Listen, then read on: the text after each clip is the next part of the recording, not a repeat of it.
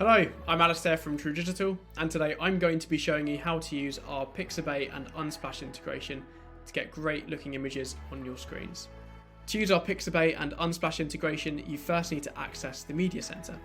First is select an image widget, and then on the right hand side in the Widgets Properties tab, click the Open Media Center button, and that opens up the Media Center. On the left hand side, if you scroll down just towards stock libraries, you'll see two options for Unsplash and Pixabay. Both Unsplash and Pixabay work in the exact same ways, so I'll show you Unsplash as the example. But when you click on either service, it first shows you any media that you've used from that service before. So this image of the rose here, we've taken that from Pixabay before, and for Unsplash it will be these four images here.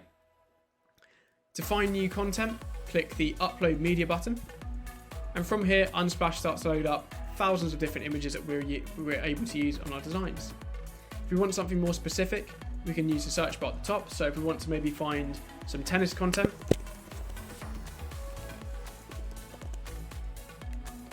you can see within a few moments Unsplash starts to give us loads of different options that we can use in terms of tennis for our content. So if we select one that we like, for example this one here, click the red add button,